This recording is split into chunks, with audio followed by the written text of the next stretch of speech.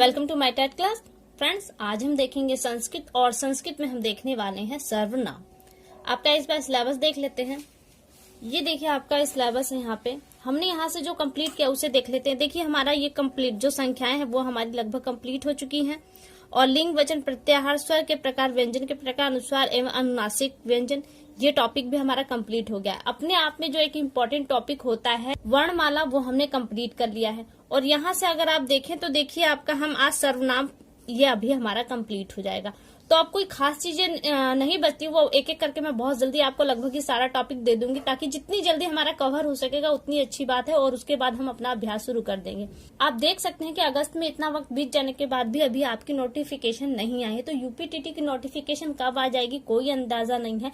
और चाहे जब भी आपकी नोटिफिकेशन आए उसके बाद आपको वक्त बहुत कम मिलेगा तैयारी का। ज्यादा से ज्यादा 2 महीने या उससे 1.5 या 2 के बीच में ही आपको वक्त मिलेगा।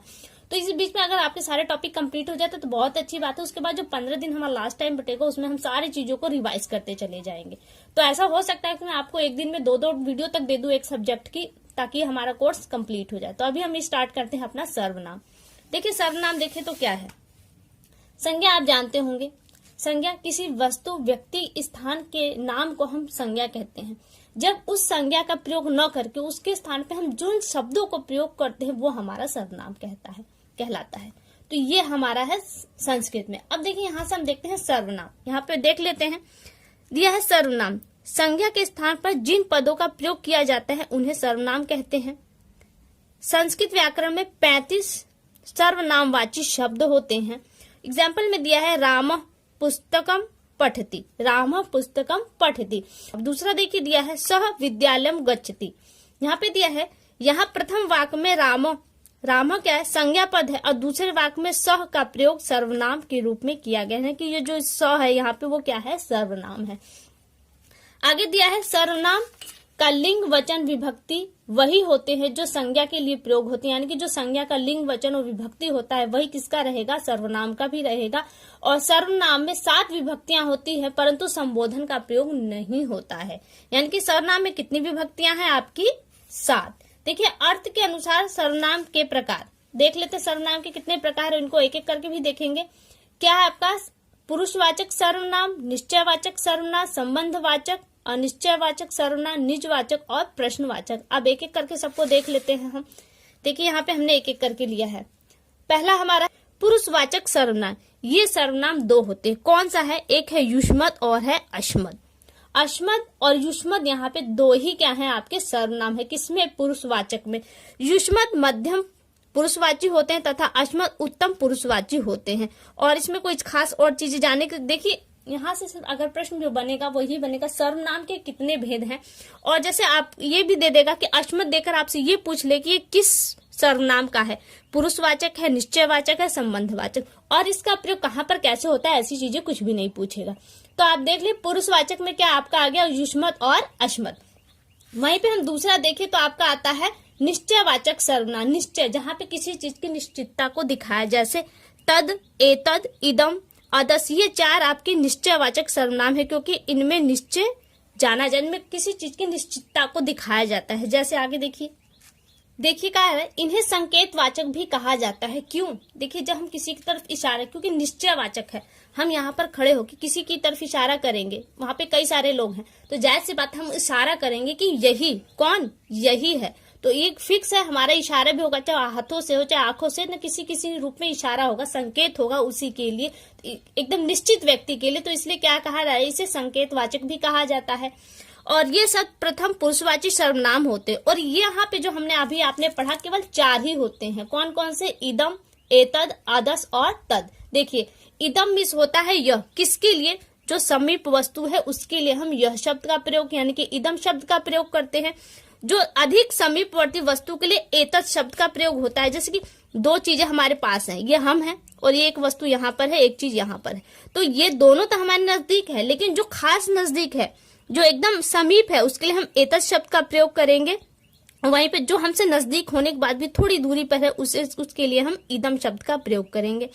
दूरवर्ती व्यक्ति या वस्तु के लिए हम अदस शब्द का प्रयोग करेंगे। जो हमसे काफी दूर है उसके लिए हम अदस शब्द का प्रयोग करेंगे। वहीं पर अधिकतम दूरी या अनुपस्थित जो है हमारे सामने प्रत्यक्ष रूप से नहीं है, उसके लिए हम तद शब्द का प्रयोग करेंगे। जैसे आप अपने परिवार के बीच में बैठे हो, आपका भाई मार्केट में गया हो, तो आप उसके लिए जो वर्ड यूज करेंगे वो होगा तद, क्योंकि वो आपसे दूर भी है और अनुपस्थित, यानी कि जिस माहौल में आप है वो उस माहौल में अनुपस्थित है, नहीं है, तो उसके लिए कौन सा वर्ड यूज होगा? तद। तीसरा आपका आता है संबंधवाचक सर्वनाम, संबंध जिसके द्वारा हम संबंध को दिखाते हैं। जैसे यद मिस होता है जो, शब्द संबंधवाचक सर्वनाम है। वहीं पे यद शब्द के साथ तद शब्द का प्रयोग बहुत होता है, क्योंकि ये दोनों क्या है, शब्द युग्म अवस्था में भी प्रयुक्त होते हैं। जैसे अगर हिंदी में देखें तो हम कहते हैं कि जो, यहाँ पे जो देखिए दिया है ना, जो करेगा सो भरेगा, तो उसी तरह से यद और तद का यूज होता है, जो करेगा सो। तो सो क्या है, दूसरे वाक्य को किससे के साथ संयोग कर रहा है, उसके पहले वाक्य के साथ उसे उसका संबंध दिखा रहा है, तो ये क्या कहलाता है? आपका संबंधवाचक सर्वनाम। उसी तरह से अब नीचे आ जाए तो आपका आ जाता है निश्चयवाचक सर्वनाम, निश्चय जिसमें किसी निश्चितता को दिखाया जाए। जैसे कौन से शब्द हमें? किम मिस होता है कौन या फिर क्या, दोनों है। शब्द के साथ चित, चन, अपि अथवा स्वित जोड़कर अनिश्चयवाचक सर्वनाम बनाए जाते हैं। किसके साथ? केवल किम के साथ जोड़कर। देखिए अगर हम किम के साथ चित को जोड़ते तो हो जाता है हमारा कश्चित। इसी किम के साथ अगर हम चन को जोड़ते हैं तो हो जाता है कश्चन। किम के साथ अगर अपी को जोड़ते हैं तो कोअपी, वहीं पे किम के साथ स्वित को जोड़ते हैं तो किम स्वित हो जाता है। और ये सब के ये चारों वर्ड आपके किस तरह के बन रहे हैं? अनिश्चयवाचक, यानी कि है कुछ निश्चितता नहीं दिखा रही। जैसे हम कहें कि कुछ हमें चाहिए, कुछ चाहिए, एक मुट्ठी चावल लाओ, तो एक मुट्ठी में क्या होता है? कुछ मात्रा तो है लेकिन निश्चित मात्रा नहीं, अनिश्चितता है। यानी कि कोई अपी, यहाँ पे बहुत सारे लोग हैं, हम कहें कि हम यहाँ पे खड़े होकर कहेंगे कोई मुझे ये सामान दे दो, तो कोई का मतलब यहाँ पे किसी के लिए भी है, किसी एक व्यक्ति विशेष के लिए नहीं है। लेकिन निश्चयवाचक में क्या होता है, हम डायरेक्ट इशारा करते हैं, इशारा करके हम किसी एक व्यक्ति की ओर निश्चित रूप से इशारा करते हैं और वो निश्चितता होती है। लेकिन यहाँ पे कोई भी, जैसे कोअपी है, कोई भी शब्द का मतलब यहाँ पे जो समस्त सदस्य है उनमें से किसी के लिए भी ये शब्द हो सकता है, इसलिए इसको कहा जाता है अनिश्चयवाचक। वहीं पे अगर देखे जाए तो आगे है निजवाचक। निजवाचक शब्द से क्लियर हो जाए, जो स्वयं के लिए जो वर्ड यूज होते हैं वो आपके निजवाचक में आते हैं। जैसे निजवाचक सर्वनाम अथवा शब्दों में भी निष्पन्न होते, किसके? अव्यय शब्दों से भी निष्पन्न होते हैं। अश्मत शब्द का भी कहीं कहीं प्रयोग देखा जाता है। कौन कौन से है वो जो निजवाचक शब्द हैं? स्वतः, निज, स्वयं, मम इत्यादि शब्द आपके कौन से शब्द कहलाते हैं? ये निजवाचक, यानी जो स्वयं के लिए ही प्रयोग कहते हैं।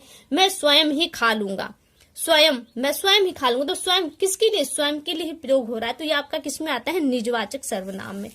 वहीं आगे देखिए, आगे दिया है प्रश्नवाचक सर्वनाम। प्रश्नवाचक, जिनमें प्रश्नवाचक शब्द, जिन वाक्यों में प्रश्नवाचक शब्द आ जाते हैं वो आपका प्रश्नवाचक सर्वनाम हो जाएगा। जैसे प्रश्नवाचक सर्वनाम किम है, यहाँ पर शब्दों से बनता है।